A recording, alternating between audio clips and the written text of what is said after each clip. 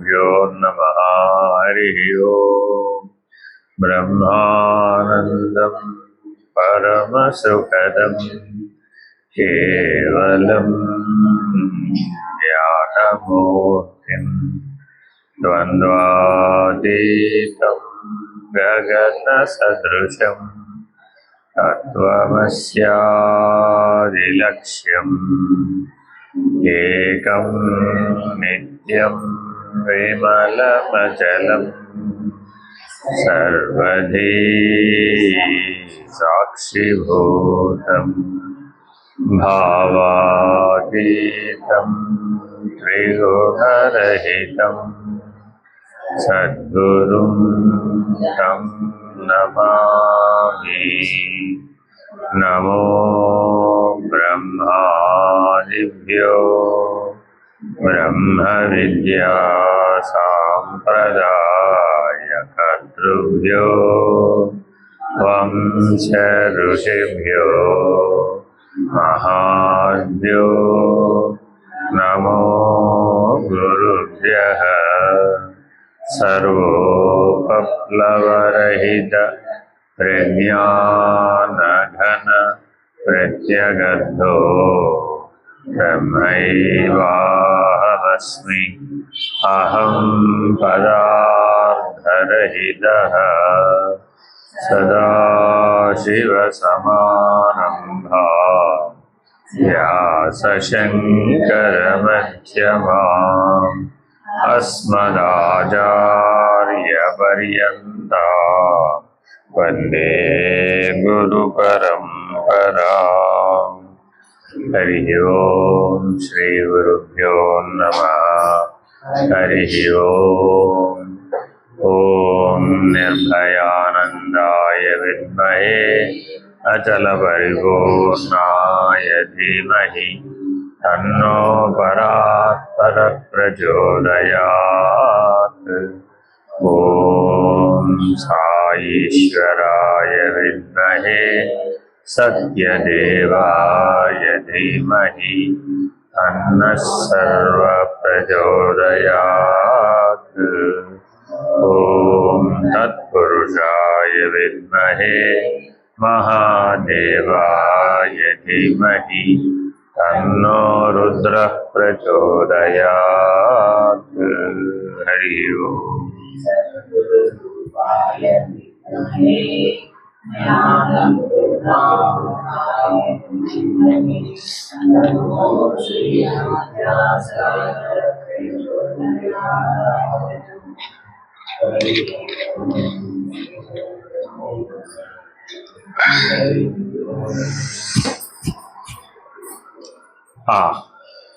వివేక చూడమని 496వ శ్లోకాన్ని ఉపదేశాన్ని విచారణ చేస్తాం. మనం పురుషత్రయాన్ని విచారణ చేసాం, షడూర్ములు విచారణ చేసాం, బుద్ధికి ఉన్నటువంటి బలహీనతలను కూడా నిన్న విచారణ చేసాం. ఏమిటా బలహీనతలు? అధ్యాస, ఆభాస, అవభాస. వాస్తవానికి అవి భ్రాంతి, కానీ ఆ భ్రాంతి బుద్ధిని ఆశ్రయించి ఉండడం చేత మనకి లేనివి ఉన్నట్టు, ఉన్నవి లేనట్టు చూస్తూ బుద్ధి సరిగ్గా పనిచేస్తే ఉన్నదన్నట్టుగా తెలుస్తుంది. ఈ ఉన్నదన్నట్టుగా తెలియకపోవడాన్ని విలంబనము అంటారు. అంటే లేటుగా తెలుస్తుంది. బుద్ధి లైట్ వెలుగుతుంది. మనం చిన్నప్పుడు అంటాం చూడండి, వాడంటే ట్యూబ్ లైట్ రా బాబు అని. అంటే ఏమిటి? స్పార్క్ ఉంటే కానీ అది వెలగదు.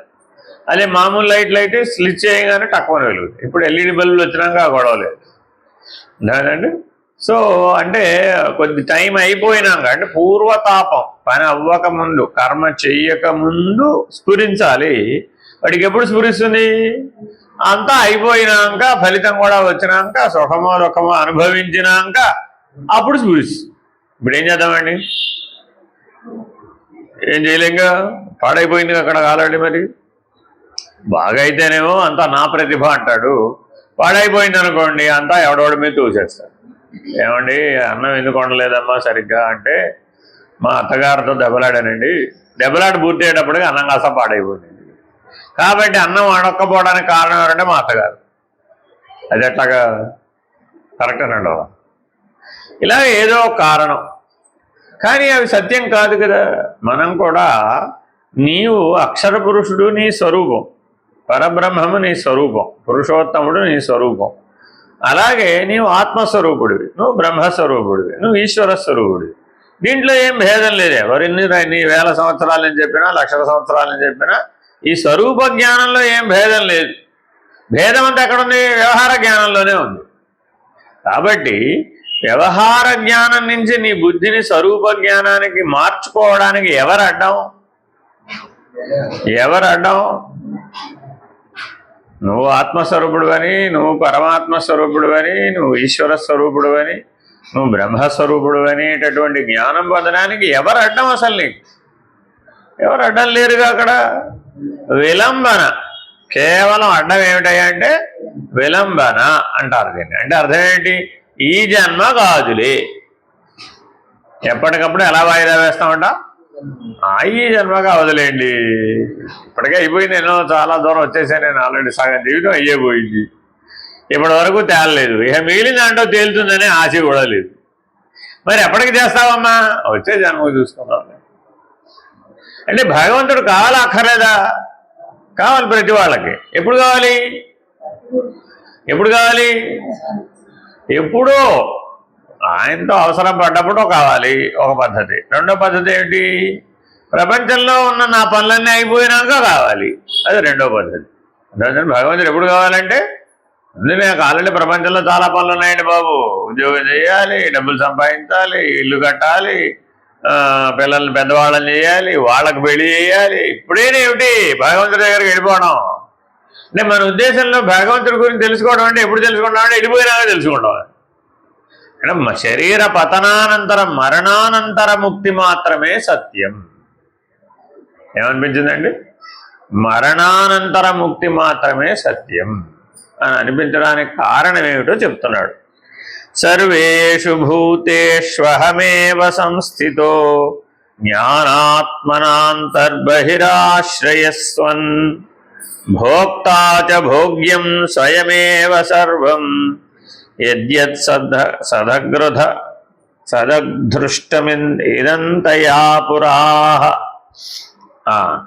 శిష్యుడు తన యొక్క సర్వాత్మకత్వమును అఖండత్వ విజ్ఞానమును స్వానుభవ సిద్ధముగా విన్నవించుకొనుచున్నాడు. పరమాత్మ స్వరూపుడగు నేను సకల చరాచరముల యందు ఉన్నాను, మరియు సకల ప్రాణుల యందును జ్ఞానస్వరూపుడనై ఉన్నాను. నా స్వరూపము బయటను వెలుపలను ఎటుతూచినను జ్ఞానమయమే అయి ఉన్నది. అఖండ పరిపూర్ణ విజ్ఞాన స్వరూపుడను. సకల భూతములు నాయందున్నవి అనగా సకల జగత్తునకు అధిష్టాన చేతనమై వెలయుచున్నాను. సర్వభూతేషు చాత్మానం సర్వభూతాని చాత్మని సమం పశ్యన్నాత్మయాజీ స్వరాజ్యమధిగచ్చతి. సకల భూతముల యందు తనను తన యందు సకల భూతములను కాంచువాడు స్వరాజ్యమగు మోక్షమును అధిష్ఠించుతున్నాడు. నిన్న మనం విచారణ చేశాం. మనం పని చేయడానికి ఏం కావాలి? శరీరం కావాలి, తర్వాత ఏం కావాలి? ప్రాణం కావాలి, ఆ తర్వాత మనసు కావాలి. ఈ మూడు ఉండాలా వద్దా? శరీరం ఉండాలి, ప్రాణం ఉండాలి, మనసు ఉండాలి. ఏ పని చేయాలన్నా ఈ మూడు ఉండాలి. ఈ మూడిట్లో ఏదైనా లేకపోతే కర్మ చేయడానికి వీలు లేదు. కాబట్టి కర్మ పని చేసేయడానికి పనిముట్లు ఏమిటయ్యా అంటే మూడు పనిముట్లు ఉన్నాయి. ఒకటి శరీరం, రెండు ప్రాణం, మూడు మనస్సు. సరే, ఆ కర్మకు ప్రయోజనం ఏమిటి? ధర్మ, అర్థ, కామ, మోక్షం. ఏ పనికైనా ప్రయోజనాలు ఏమిటి? 4 ప్రయోజనాలు: ధర్మ, అర్థ, కామ, మోక్షం. కాబట్టి స్వరూప జ్ఞానం పొందాలి, ఈ జనన మరణాల నుంచి బయటపడాలి అనుకున్నవాడు ఏం చేయాలంటే ధర్మార్థాలను కలిపేయాలి, కామ మోక్షాలను కలిపేయాలి. 4 కాదు, అవి 2. ఎన్నండి అవి? 2. ఒక కోరికే ఉండాలట. ఏం కోరిక ఉండాలి? మోక్షం పొందాలి అనే కోరిక ఒక్కటే ఉండాలట. మిగిలిన కోరికలన్నీ తీసి అంటే ఏమండి, కాకరకాయలు బయట కొండే బాగలేదు, మన ఇంట్లోనే పండించి మనం తిందామండి అండి ఈవిడ. ఇప్పుడు ఏం చేయాలి? వాళ్ళు ఆయన ఏం చేయాలి? అంతేగా మరి. అది ఎప్పటికి అవుతుందంటావు? సరే కాకరకాయలు వచ్చినాయి కానీ సరిగా రాలేదు, దానికేమో చీడలు పీడలు వస్తాయి కదా, మరి పురుగులు వస్తాయి కదా. వచ్చిన 10 కాయల్లో 6 కాయలు పురుగులు పెట్టేసినాయి, మిగిలిన 4 కాయలు ముందే తినేద్దాం అనుకుంటే 4 కాయలు ఏం కోస్తాంలే, 4 కాయల కూర అవ్వదు కదా అని అలాగే ఉంచేస్తే అవి కాస్త గింజలు ముదిరిపోయి పండిపోయినాయి. 10 కాయలు అయితే వచ్చినాయి. ఇప్పుడు 10 కాయలు ఏమైపోయినాయి? 6 ఏమో పుచ్చిపోయినాయి, 4 ఏమో పండిపోయినాయి. ఇప్పుడు కోరిక తీరినట్టేనా? తీరలేదా? మరి ఏం చేయాలి ఇప్పుడు? మళ్ళా కాకరకాయలు కాయించాలి. మరి ఎన్ని నెలలకు ఒకసారి కాస్తాయి కాకరకాయలు? 365 రోజులు కాయదు. అది కాస్తుందా? కాయదు. 6 నెలలే కాస్తుంది, 6 నెలలు కాయదు. మరి ఇప్పుడు ఇంకొక రౌండ్ కాసేటప్పుడు ఇంకో 3 నెలలు అయిపోయింది. ఈసారి అన్నా జాగ్రత్తగా ఉండాలా వద్దా? ఇప్పుడు 6 నెలలు జాగ్రత్తగా ఉంటే కానీ కాకరకాయ కూర ఇంట్లో కాయించి తింటాం వీలు కాలేదు. ఇప్పుడు ఇదంతా దేని కిందకు వచ్చేసిందంటావు? ధర్మమా, అర్థమా, కామమా, మోక్షమా? కామం అంతేనా కాదా? కోరిక. ఓ కోరిక కలిగింది, ఆ కోరిక ధర్మమే కాదు. కాబట్టి భగవంతుడు ఏమన్నాడంటే, నాయనా ఏదైనా సరే ధర్మార్థము, ఆ అర్థం అనేది ధర్మ పద్ధతిగా కనుక నువ్వు సంపాదించినట్లయితే, వినియోగించినట్లయితే, అనుభవించినట్లయితే నీకేమి ఇబ్బంది లేదు. కాబట్టి పరిమితి ఏం పెట్టాలి? ఇప్పుడు ధర్మం అనే పరిమితిని అర్థానికి పెట్టాలట, కామానికేమో మోక్షం అనే పరిమితిని పెట్టాలి.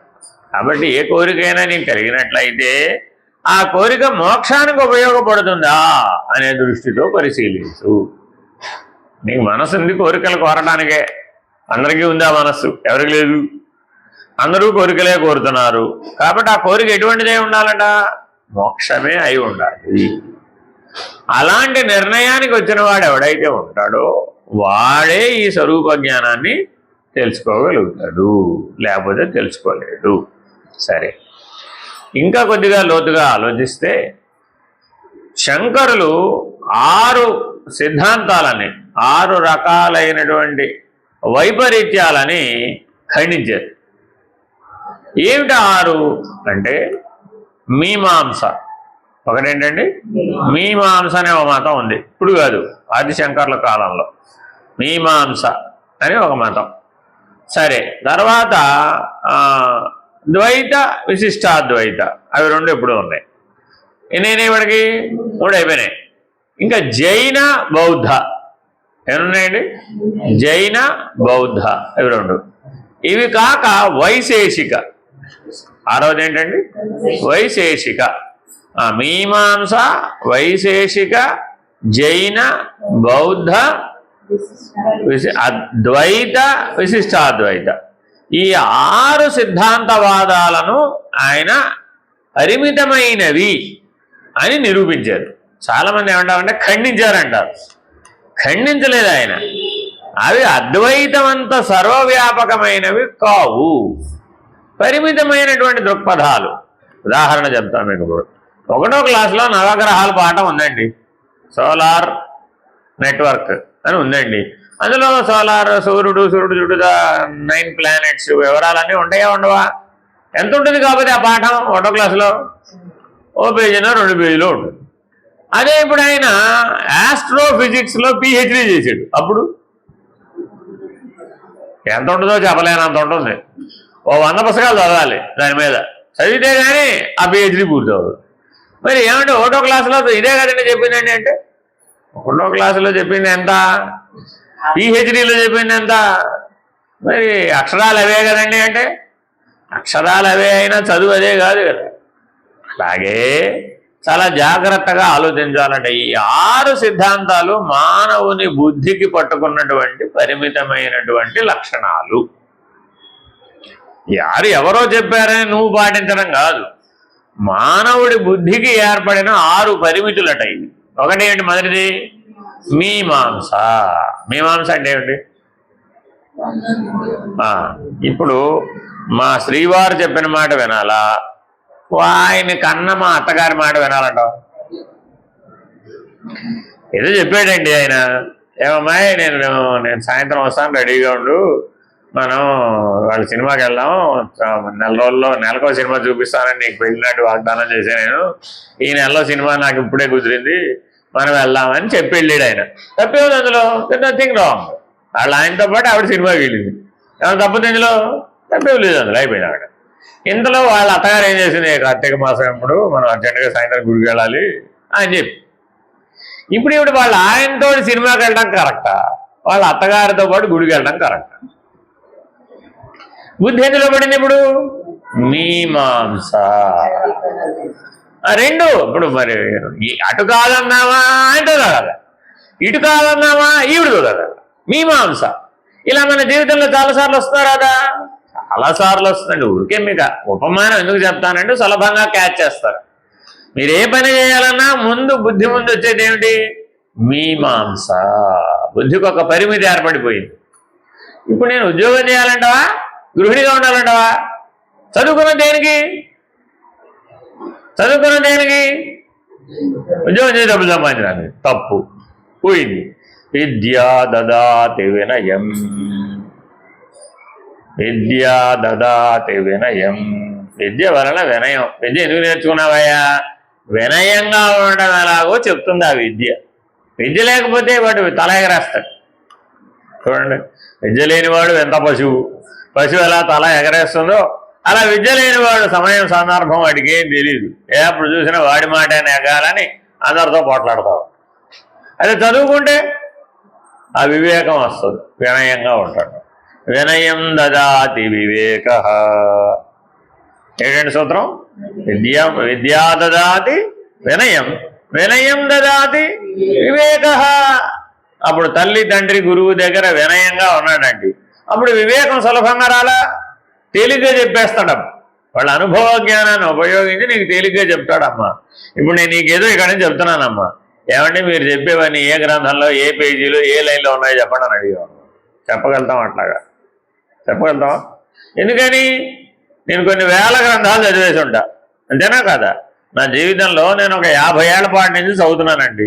ఈ 50 ఏళ్లలో నేను ఎన్ని వేల గ్రంథాలు చదివేసి ఉంటాను? వేరే సబ్జెక్టులు, ఈ సబ్జెక్టే. మరి అప్పుడు ఎన్నో సాంప్రదాయాలు, ఎన్నో సిద్ధాంతాలు, ఎన్నో గ్రంథాలు, ఎంతమందినో మహానుభావులు కలిసి ఎన్నో సంవత్సరాల తరబడి, నెలల తరబడి గురు శుశ్రూష చేసి సంపాదించి స్వయంగా సాధన చేసి అనుభవ జ్ఞానం పొంది వీటన్నింటినీ కలిపి నీకు పాఠం చెప్పగలుగుతాను. కానీ ఏమంటే నేనేమన్నా అచ్చు గుద్దినట్టుగా అదిగో ఫలానా పుస్తకాల్లోనో ఫలానా శ్లోకం చదివి వినిపిస్తున్నాను అని చెప్పేది అలా ఉండదు కదా.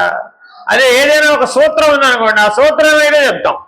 ఎలాగా? ఇది భగవద్గీతలో సూత్రం అండి, ఇదిగో ఇది ఏదో నారద భక్తి సూత్రాల్లో సూత్రం అండి, లేదంటే ఇదేదో బ్రహ్మసూత్రాల్లో సూత్రం అండి. ఇలా ఏదో ఆ సూత్రం అన్న విషయం వచ్చినప్పుడు చెప్తాం. అలా కాకుండా నీ అవగాహన కొరకు చెప్పేవన్నీ అనుభవ జ్ఞానంలో నుంచి చెప్తాం, అంతేనా కదా? కాబట్టి తల్లి తండ్రి గురువు దైవం దగ్గర ఏముండాలంటే ఇప్పుడు వినయం. ఆయన అనుభవ జ్ఞానంలో నుంచి చెప్పేటప్పుడు నువ్వు ఆధారం అడగక్కర్లా, అడిగినా వాడు చెప్పరు. అర్థమైందండి? ఆ అడిగేది దుడుకుగా అడిగేవాడి, అప్పుడేం చేస్తాడు? స్పీడ్గా రజోగుణంతో అడిగావు, అప్పుడేం చేస్తాడు? అసలు చెప్పరు. వినయంగా అడిగితేనే చెప్పని వాడు వినయం లేకుండా అవినయంతో అడిగేవాడు, అప్పుడు చెప్తాడా? అసలు చెప్పడు. చెప్పకపోగా ఏం చేస్తాడు? ఈసారి ముందు సలహా ఇచ్చే విధానాన్ని ఉపసంహరించుకుంటాడు. ఎందుకని నీకు స్వీకరించేటంత సత్వగుణం, వినయం, నెమద సౌరుపు, సహనం లేవుగా. మరి అప్పుడు ఏం చేయాలి? మరి నువ్వే బాధపడి కొంతకాలానికి ఎప్పటికో తెలుసుకుంటావుగా, అప్పుడు వచ్చినప్పుడు మళ్ళీ అప్పుడు సంగతి చెప్పు. ఈసారి వినయంగా అడుగుతావుగా. నువ్వు వినయంగా వచ్చి అడిగేదాకా ఆయన మౌనంగా ఉంటాడు. మీ తల్లి తండ్రి గురువు దైవం దగ్గర ఈ లక్షణాన్ని మీరు గమనించవచ్చు. వాళ్ళందరూ వాళ్ళు ఏదో చెప్తారండి, నువ్వు గ్రహించలేదనుకోండి ఏం చేస్తారు అంటే సైలెంట్ అయిపోతాడు. అంటే నువ్వు ఎప్పటికో దాని ప్రభావాన్ని గుర్తిస్తావు. అది మంచో చెడో ఏదో జరుగుతుంది, జరిగిపోయినాక దుఃఖమో జరుగుతుంది, అయినాక అప్పుడు ఎప్పటికో వస్తావు. మీరు చెప్పిన విషయం నాకు ఇప్పుడు బోధపడిందండి అంటుంది. ఈ లోపల కాలహరణం అయిపోతుంది అవ్వాల్సిందే. మరి లేకపోతే ఆ వినయం ఎలా వస్తుంది? రాదుగా. ఈసారి మళ్ళీ వినయంగా వచ్చినప్పుడు మాట్లాడు, లేకపోతే సంవత్సరం అయినా మాట్లాడు, 5 ఏళ్ళైనా మాట్లాడు, 10 ఏళ్ళైనా మాట్లాడు, జీవితం అయినా మాట్లాడు. కాబట్టి తల్లి తండ్రి గురువు దైవాన్ని ఎలా మెప్పించవచ్చయ్యా? వినయంతో మెప్పించవచ్చు. అలా ఉంటే వివేకం చాలా సులభం. ఎందుకని వాళ్ళు చెప్పినట్టు నడిచేస్తావంటే, నాయన ఇటు వెళ్ళమాకయ్యా, ఇటు వెళితే అక్కడ ఇబ్బంది ఉంది, ఇగో ఇటు నుంచి వెళ్ళవయ్యా అని చెప్తాను అనుకోండి. అంటే అప్పుడు వినయంగా స్వీకరిస్తే ఆ కష్టం లేదు. ఆయన చెప్పినట్టే వెళ్ళాలా, నేను ఇటే వెళ్తాను అన్నావు, ఏమైంది? ఇంక అయిపోయింది. మళ్ళీ వచ్చిన తర్వాత చెప్పావు, మీరు చెప్పినట్టు వెళ్ళలేదండి, నేను అనుకున్నట్టే వెళ్ళానంటే చాలా ఇబ్బందులు పడిపోయానండో అంటాడు. నేను ఎవరు వెళ్ళమన్నారే, ముందే చెప్పే, ఇటు వెళ్ళొద్దు అయ్యా బాబు అని ముందే చెప్పే కదా అంటే, నేను అప్పుడు వినిపించుకోలేదండి అంటే. ఎందుకని అవినయం. కాబట్టి మానవుడు పోగొట్టుకోవాల్సిన పెద్ద సమస్య ఏంటిది? అవినయం. ఇది చాలా కష్టం అండి పోగొట్టడం. ఈ అహం బలంగా ఉన్నవాళ్ళు, రజోగుణ ధర్మం బలంగా ఉన్న వాళ్ళకి వినయం ఉండదు అన్నమాట. ఎప్పుడు ఎదురు ప్రశ్నలు వేస్తూ ఉంటాడు. ఒక పక్క చెప్తామంటే ఇంకో పక్కకు వేస్తాడు. లేదంటే ఎవరితోనో పోల్చి చూసుకుంటాడు. లేదంటే గురువు గారిలాగా చూడడు, సహాధ్యాయిలాగా చూస్తాడు. నీతో పాటు చదువుకునేవాడిలాగా చూస్తాడు. గురువు గారికి ఏం ప్రమాదంలే, దానివల్ల నష్టం ఎవరికి? నీకే. అర్థమైందండి? కాబట్టి విద్యా దదాతి వినయం, వినయం దదాతి వివేక, వివేకాత్ సత్పాత్రత. ఆ వివేకం వల్ల ఏమైంది? సత్పాత్రత. ఈ జన్మలోనే మోక్షం పొందేటంత అధికారిత్వం వచ్చింది. అది సత్పాత్రత అంటే. సత్యదర్శనం పొంది ఆ పరబ్రహ్మ పదమే సత్యం అనే నిర్ణయం పొందేటంత అవకాశం వచ్చింది వివేకం వల్ల. మరి వివేకం చాలా అవసరమా కాదా? ఇప్పుడు మరి చాలా చాలా అవసరం. కాబట్టి వినయము ఉండాలి, వివేకము ఉండాలి, వాటి వలన లభించినటువంటి సత్పాత్రత. సత్పాత్రతాత్ సజ్జన సాంగత్య. ఈ సత్పాత్రత, నాకు మోక్షమే కావాలి అన్న కోరిక నీలో బలపడగానే, మోక్షేచ్ఛ బలపడగానే నువ్వు ఎవరిని వెతుక్కుంటూ వెళ్తావు? ఇప్పుడు సజ్జన సాంగత్యం. ఆ మోక్షానికి సంబంధించినటువంటి వివరాలు తెలియజేసే వాళ్ళ దగ్గరికి పోతావు, కానీ బంధంలో పడవేసే వాళ్ళ దగ్గరికి పోతావేమిటి? ఏబోవిగా. ఎందుకని? ఇది మారిపోయేదనమాట. అందుకని సత్పాత్రత సజ్జన సాంగత్య. ఈ సృష్టిలో 3 అసాధ్యాలు ఉన్నాయండి. అంటే కష్టపడైన వాటిని సంపాదించాలి. ఒకటి మానవ దేహం, రెండవది మోక్షేచ్ఛ. మానవ దేహం లభించేసింది, ఇప్పుడు రెండవది ఏమిటి? మోక్షేచ్ఛ. ఎంత కష్టపడైనా ఆ మోక్షేచ్ఛను నిలబెట్టుకోవాలి. అనుక్షణం మోక్షేచ్ఛ గురించి ఆలోచించాలి. ధర్మార్థ కామాలు మన కళ్ళ ఎదురుకుండా కనబడతా ఉంటాయి. మోక్షం అంటా కనబడుతుందా? కనబడదు. లోపల వచ్చేటటువంటి అనుభవైక నిర్ణయం. మోక్షం అనేది ఇప్పుడు ఎటువంటిది? అనుభవైక నిర్ణయం. జాగ్రత్తగా గమనిస్తే ఆ అనుభవైక నిర్ణయమైన మోక్షాన్ని అందుకున్నటువంటి వాడికి పునర్జన్మ లేదు. మరల పుట్టడం, మరల పెరగడం ఇత్యాదులు లేవన్నమాట. జాగ్రత్తగా ఈ రకంగా విద్య నుంచి వినయానికి, వినయం నుంచి వివేకానికి, వివేకం నుంచి సత్పాత్రతకి, సత్పాత్రత నుంచి సజ్జన సాంగత్యానికి ఎవరైతే చేరతారో దానివల్ల ఏంటంటే ప్రయోజనం? సత్సంగత్వే నిస్సంగత్వం, నిస్సంగత్వే నిర్మోహత్వం, నిర్మోహత్వే నిశ్చలతత్వం, నిశ్చలతత్వే జీవన్ముక్తి. చూడండి, మరి ఎప్పుడో ముక్తి మోక్షం కాదయ్యా బాబు, ఇప్పుడే, ఏతత్క్షణమే. జీవన్ముక్తి అంటే ఏంటి? ఇప్పటికిప్పుడే మోక్షం. అసలు బంధమే లేదు. బంధం ఉంటే కదా మోక్షం కోసం ప్రయత్నం చేసి. బంధమే లేదనేటటువంటి సర్వవ్యాపకమైన అక్షర పురుషుడు నేను. అక్షర పురుషుడికి ఏ బంధం లేదు, మాయకు అతీతుడు. మాయ అనే బంధమే లేదు ఆయనకి. అటువంటి అక్షర పురుష నిర్ణయాన్ని, అక్షర పరబ్రహ్మస్వరూప నిర్ణయాన్ని మానవుడు పొందాలి అంటే ఇది వరుస క్రమం. ఎలా ఉండాలి? విద్యా దదాతి వినయం, వినయాత్ వినయాత్ వివేక, వివేకాత్ సత్పాత్రత, సత్పాత్రతాత్ సజ్జన సాంగత్య, సజ్జన సాంగత్యాత్ సత్సంగ, సత్సంగే త్వే నిస్సంగత్వం, నిస్సంగత్వే నిర్మోహత్వం, నిర్మోహత్వే నిశ్చలతత్వం, నిశ్చలతత్వే జీవన్ముక్తి. ఇది విద్య యొక్క ప్రయోజనం. ఇంతకీ నా గొడవ అది. చదువుకున్న వాళ్ళ వల్ల ఏమిటండి ప్రయోజనం అంటే, ఆ విద్య యొక్క ప్రయోజనం ఈ జీవన్ముక్తి. అర్థమైందండి? అందుకని బాబావారు ఏమంటారు? చదువులన్నీ చదివి చదివి చావంగానేటికి చావులేని విద్య చదువంగా వలయు కదరా. ఏదో చదువుకున్నానండి, అది చదివానండి, ఇది చదివానండి, PhD చేశానండి, 33 డిగ్రీలు సంపాదించానండి అన్నాడండి. అప్పుడు ఏం చెప్పాలి? ఆయన చావు లేని విద్య చదవడం వచ్చింది నీకు అని అడిగామనుకోండి, అది ఏంటంటే అలాంటి విద్య ఉంటుందని నాకు తెలియజేయ అంటాడు. ప్రయోజనం ఏమైనప్పటికీ జీవితం అయిపోయింది. 80 ఏళ్ళ ఆయన ఇంటి ముందు పెద్ద బోర్డు పెట్టుకున్నాడండి, 33 PhDలు పెద్ద బోర్డు పెట్టుకోవడానికి పంపించింది. ప్రయోజనం లేదుగా. మరి అవి మృత్యుకాలంలో ఏమైనా ఉపయోగపడతాయా? ఏం ఉపయోగపడదు. మరలా జన్మ రాకుండా చేస్తాయా? కాబట్టి ప్రతి క్షణం మనం దేని గురించి ఆలోచించాలంట? ధర్మార్థ కామాలను పక్కకు పెట్టి అప్రధానం చేసి మోక్షం అనే పరమ పురుషార్థాన్ని ఆశ్రయించాలి. అప్పుడు ఏమవుతున్నాయా? ఎలాగండి మోక్షం అనే నిర్ణయం తెలిసేది? నాకు లోపలే తెలియాలి. అనుభవేక వేద్యం అన్నాడు కదా. మొట్టమొదటి అంశం మోక్షంలో ఏమిటయ్యా అంటే ఇక్కడ చెప్తున్నాడు అదే. సకల భూతముల యందు తనను, తన యందు సకల భూతములను కాంచువాడు స్వరాజ్యముగు మోక్షమును అధిష్ఠించుతున్నాడు. ఈ సకల సృష్టిని తన లోపల ముందు దర్శించాలి. హృదయ స్థానంలో సకల సృష్టిని చైతన్య స్వరూపంగా దర్శించాలి. తానెవరు? చైతన్యం. శరీరం కాదు, ప్రాణం కాదు, మనసు కాదు, బుద్ధి కాదు, చైతన్యం. ఈ చైతన్యమే నేను కాబట్టి తత్వమసి మహావాక్యార్థం ద్వారా బుద్ధిని ఎప్పుడు ఆత్మభావంలో నిలబెట్టి ఉంచడం ద్వారా, బుద్ధిని ఎప్పుడు బ్రహ్మభావంలో నిలబెట్టి ఉంచడం ద్వారా, అంటే ఆత్మానుసంధానం బ్రహ్మానుసంధానం చేయడం ద్వారా నీవేం చేయాలయ్యా? తప్పక ఈ సర్వ సృష్టిని నీ హృదయంలో చైతన్య దృష్టితో దర్శించాలి. తర్వాత ఏం చేయాలి? కళ్ళు తెరవాలి. కళ్ళు తెరిచి నిన్నందరిలో చూడాలి. ఏం చేయాలి? ముందు వాటన్నింటినీ ముందు మనలో చూడాలి, తర్వాత తననన్నింటిలో చూడాలి.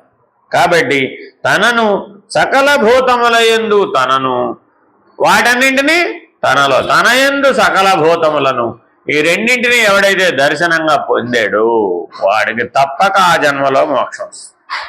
ఇలా చూడటాన్ని ఆత్మ సాక్షాత్కారం అంటారు. ఎన్నొక పద్ధతి చెప్పా ఆత్మ సాక్షాత్కారం అంటే. ఇవాళ ఒక పద్ధతి చెప్తున్నా. అలాగూ చేయవచ్చు, ఇలాగూ చేయవచ్చు. చివరి గమ్యం ఒకటే. ఆత్మ సాక్షాత్కార జ్ఞానం కలగాలి అంటే తప్పక మానవుడి అనుభవాన్ని సాధించాలి. ఎవరిని చూసినా నీ హృదయంలో ఉన్న చైతన్యం ఎవరు? నేనే. సకల జీవుల హృదయాంతరాలలో ఉన్న ఈశ్వరుడు ఎవరు? నేనే. నీ హృదయంలో ఉన్న ఈశ్వరుడు ఎవరు? నేనే. కాబట్టి నేను అంటున్నది ఎవరి గురించి అంటున్నావా అంటే ఈశ్వరుడు గురించి నేను అంటున్నాను. ఈ మధ్యలో జీవుడిని నేను కాదు, ఈ జీవనేనునేమో ఎగరగొట్టేయాలి, ఆ ఈశ్వర నేనుని నిలబెట్టుకోవాలి. నిలబెట్టుకుంటే ఏమైంది? ఈ జీవుడు ఈశ్వరుడు అన్న గొడవ పోయింది. పోయి ఆత్మ నేనుగా మారిపోతాడు. మొట్టమొదటి ఏం చేయాలి? ఈశ్వరుడు నేను నిలబెట్టుకోవాలి. ఈశ్వరానుసంధానం, నేను స్థానంలో ఈశ్వరుడిని పెట్టాలన్నమాట. ఎప్పుడు నేను అనకూడదు. ఏమంటే ఈ కాకరకాయ కూర ఎవరు చేశారు? ఈశ్వరానుగ్రహం. ఏమంటే అమ్మా పిల్లల్ని సరిగా పెంచావటమ్మా? ఈశ్వరాను. పిల్లల పెళ్లి సరిగా చేసిందా మీ అమ్మ నాన్న? నీ పెళ్లి బాగా చేశారా? ఎలా చేశారు? ఈశ్వరానుగ్రహం. ప్రతిదానికి ఏం సమాధానం వచ్చేసినప్పటిక ఈశ్వరానుగ్రహం అంతే. ఏమ్మా నీ ఆరోగ్యం ఎలా ఉంది? ఈశ్వరానుగ్రహం బాగానే ఉందండి. అదేమిటి ఆయాసపడుతున్నావు, ముక్కుతున్నావు, మూలుగుతున్నావు, కూర్చోలేకపోతున్నావు, నిలబడలేకపోతున్నావు? ఆ శరీరం కదండి. నేను ఈశ్వరుడు కదా. ఈశ్వరుడికి శరీరగతమైన సంబంధం లేదు కదా. పురుషుడు కదా నేను. పురుషుడు అంటే ఎవరు? దానికంటే ముందున్నవాడు. మనం అందరం శరీరం కంటే ముందే ఉన్నాం. శరీరం అంతా వ్యాపించే ఉన్నాం. నీలో నేను ఎక్కడ ఉంది? కాళ్ళు ఉందా, కన్నులో ఉందా అంటే శరీరం అంతా ఉంది. అలాగే ఈశ్వరుడు బ్రహ్మాండం అంతా ఉన్నాడు. బ్రహ్మాండం కంటే ముందే ఉన్నాడు. ఆయన అక్షర పురుషుడు, వీడేమో క్షరపురుషుడు. కానీ ఈ క్షరపురుషుడిలో అక్షర పురుషుడిలో ఉన్న చైతన్యం ఒకటే కదా. వేరే వేరే చైతన్యమా? జీవ చైతన్యం అంటే చైతన్యం వేరే, ఈశ్వర చైతన్యం అంటే చైతన్యం వేరేనా? అలా ఎలా అవుతుంది? ఇదేమో పరిమితమైన చైతన్యం, అదేమో సర్వవ్యాపకమైన చైతన్యం. అంతకుమించి తేడా ఏం లేదే. అర్థమైందండి? కాబట్టి చాలా జాగ్రత్తగా మనం గమనిస్తే అంతటా ఉన్నటువంటి చైత్య పురుషుడు ఒక్కడే. జీవుడుగా ఉన్నా దేవుడుగా ఉన్నా ఉన్న చైతన్యం ఒకటే, ఉన్న కాన్షియస్నెస్ ఒకటే. అదే మారిపోలేదు. కానీ ఆ కాన్షియస్నెస్ కేవలం శరీరం అనే పరిమితికి లొంగిపోయింది. అప్పుడేమైంది? జీవు బ్రహ్మాండం అనేటటువంటి పరిమితి వరకు వ్యాపించింది. అప్పుడు ఈశ్వరుడు, అక్షర పురుషుడు, ఆత్మ. అదేండి. కాబట్టి అక్కడుండి ఏం చేయాలంటే, ఇప్పుడు నేను అందరి హృదయాలలో ఉన్నానుగా, సర్వజీవుల హృదయాల్లో ఉన్నానుగా. ఏ రూపంలో ఉన్నాను? జ్ఞాన రూపంలో. ఏ రూపంలో ఉన్నాడండి? జ్ఞాన రూపంలో. ఒక ఆయనకి కొండలు చేసే తెలివి బాగా ఉందండి, ఒక ఆయనకి బంగారపు కొండలాలు చేసే అనుభవం బాగా ఉందండి. వాడిలో ఎక్కడి నుంచి వచ్చిందని? ఆ జ్ఞానం ఉంటేనేగా. ఒక ఆవిడకి వంట చేయడం బాగా వచ్చు, ఒక ఆవిడకి ఉద్యోగం చేయడం బాగా. ఏది బాగా వచ్చినా ఆ జ్ఞానం ఉంటేనేగా. కాబట్టి భగవంతుడు విభూతి యోగంలో ఏం చెప్పాడు? నాయన మీరే కాదయ్యా బాబు, సకల జంతువులలో, పక్షులలో, సకల చరాచర జీవరాశులలో, చెట్టు చేమలలో అన్నిట్లో నేనున్నాను రా బాబు. ఏదైనా సరే ఇది గ్రేట్ అండి అని. ఆ గ్రేట్ నేనున్నట్టు నా ప్రయోజనం వలన, నేననే జ్ఞానం అక్కడ బలంగా చైతన్యం పనిచేసింది కాబట్టి అది గ్రేట్ అయ్యింది. లేకపోతే గ్రేట్ ఏముంది? మృగాణాంచ మృగేంద్రోహం అన్నాడు. అంటే అర్థం ఏంటి? పశువులు చాలా ఉన్నాయి అడవిలో, మృగాలు చాలా ఉన్నాయి. అందులో ఎవరంటే గ్రేట్? సింహం. Lion is the great. Why lion is the great? అందులో నేనున్నాను రా నాయన. భగవంతుని యొక్క స్పర్శ అందులో ఒక పెసరంత ఎక్కువ ఉంది, ఒక పాలు ఎక్కువ ఉంది. అందువల్ల అది మృగేంద్రం. సింహం తల వంచదండి అంత సులభంగా. మిగిలినవన్నీ ఊరికే భయపడి పారిపోతాయి. సింహాన్ని భయపడడం చాలా కష్టం, అసాధ్యం కూడా. అలా ఎందుకంటే దానికి భయం లేదంతే. ఎలా లేదు మరి దానికి? పరమాత్మ అనుగ్రహం. భయం లేకపోవడం అంటే పరమాత్మ అనుగ్రహం, ఈశ్వరానుగ్రహం. అలాగే వైనతే యస్య పక్షిణాం. పక్షులు ఎన్నో రకాల జాతులు ఉండవచ్చు, వాటన్నింటిలో గరుత్మంతుడు నా అంశరా బాబు. ప్రతి దాంట్లో నా అంశ. మరి మా సంగతి ఏమిటి మహాప్రభో? ఇంద్రియాణం మనశ్చాస్మి. ఒరే బాబు, నీకు 5, 25 ఇంద్రియాలు ఉన్నట్టు కనపడ్డప్పటికీ కర్మేంద్రియాలు నేనే, జ్ఞానేంద్రియాలు నేనే, ప్రాణేంద్రియాలు నేనే, విషయేంద్రియాలు నేనే, అంతరింద్రియాలు నేనే. ఇవన్నీ 5, 25 నేనేరా బాబు. కానీ అందులో మనసు అనేది ఒకటి ఉంది, అది నేను. అక్కడ ఒక పాలు ఎక్కువ ఉంది దానికి బలం. అందువల్ల చేతులను కంట్రోల్ చేయడం సులభమా, మనసును కంట్రోల్ చేయడం సులభమా అంటే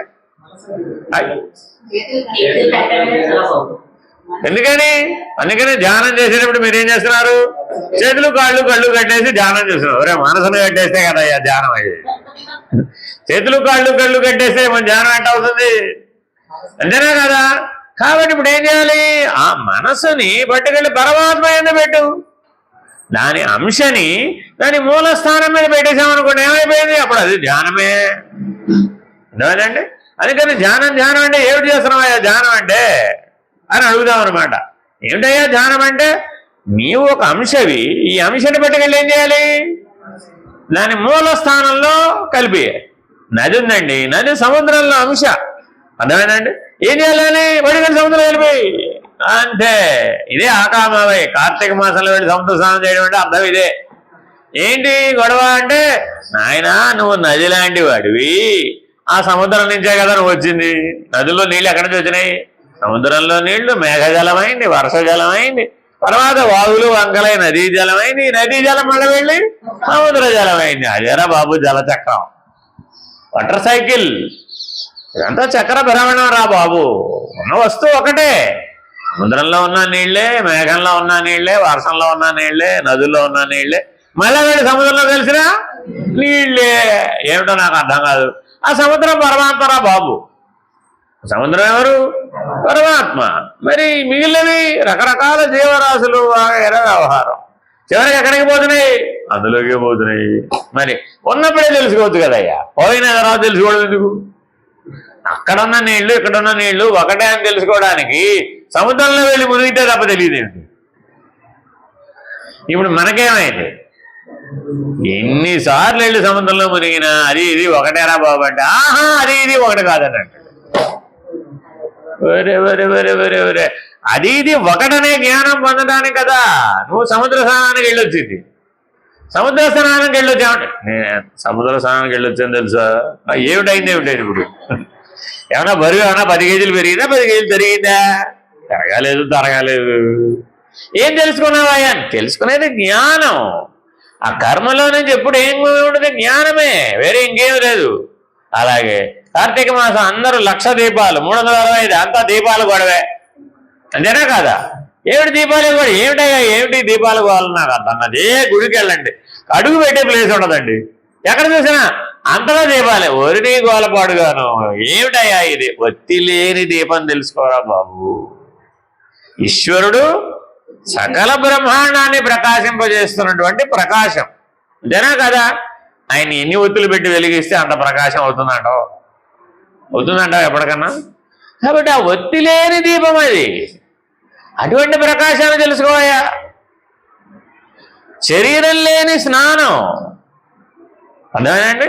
మనసు లేని జపం. ఇవాళందరికీ మేము అందరికీ మెసేజ్ పెట్టే, ఏమిటయ్యా స్నానం? కార్తీక మాసం స్నానం. శరీరం లేదని తెలుసుకోవయ్యా బాబు. ఓ శరీరమే నేను అనుకుంటావా? శరీరమే నేను అనుకుని రోజుకు 16 సార్లు అది మైసూరు శాండలు అరిగిపోయేదాకా రోజు. ఏమిటి ప్రయోజనం? శరీరమే నేననే తెలివి ఉంటే ఆ స్నానం నిరుపోయావు. జపస్నానం సారె సారెకు జప స్నానమేలన్నా. ప్రతి క్షణం శ్వాస తీసుకుని విడిచిపెడుతూ జపం చేసేవాడికి ఆ జపం చేయడం కోసం ఈ శరీరం. సరే, జపం చేసేయండి. జపం చేస్తే మనసు లేదని తెలియాలట, అది జప ఫలం.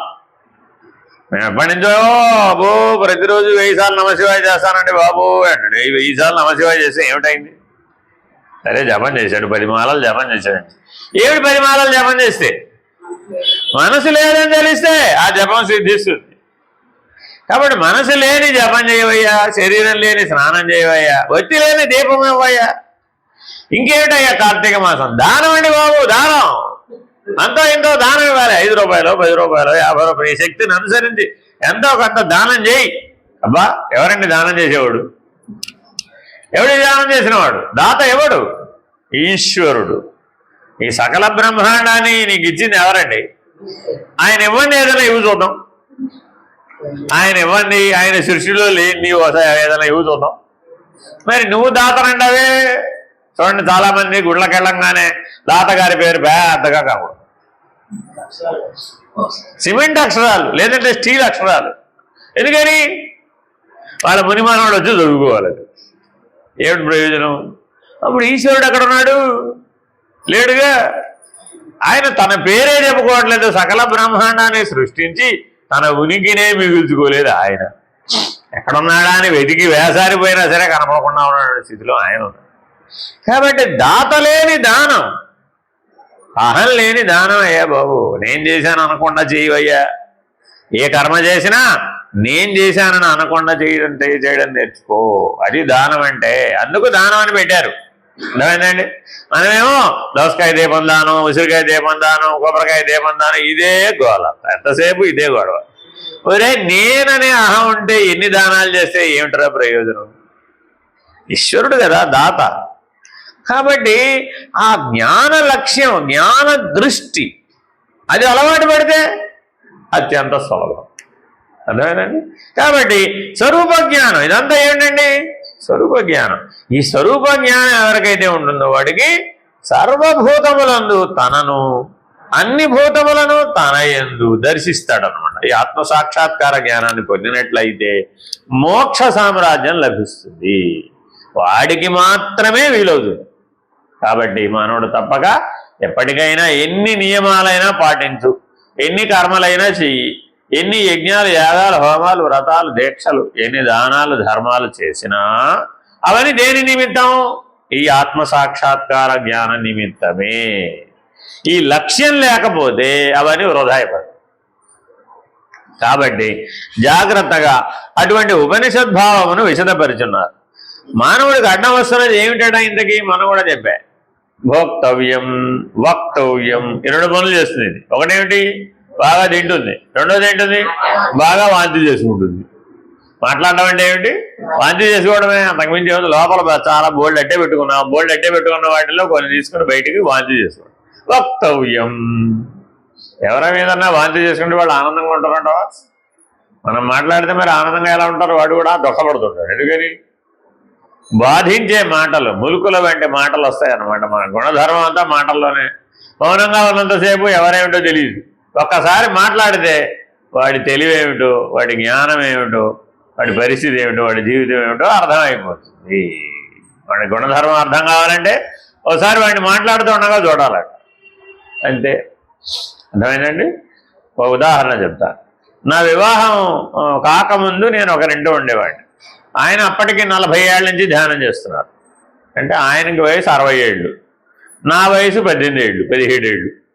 అప్పుడు చేరాను నేను వాళ్ళ ఇంటికి. ఆయన నాకు ధ్యాన పాఠాలు, వగైరాలు, వ్యవహారాలు, సహజ మార్గ అనే మార్గంలో ఉండేవారు ఆయన. ఆ పుస్తకాలు, వ్యవహారం అదంతా వాళ్ళ ఇంట్లో చూశాను, నేను చదువుకున్నాను. ఆ సిద్ధాంతం వగైరా అక్కడ నేర్చుకున్నాను. సరే, నాకు పెళ్ళి 21వ సంవత్సరంలో అయింది. సరే చెప్తాం కదా, ఇన్విటేషన్ ఇచ్చాం వగైరా, వాళ్ళు రాలేదు, అంతా అయిపోయింది.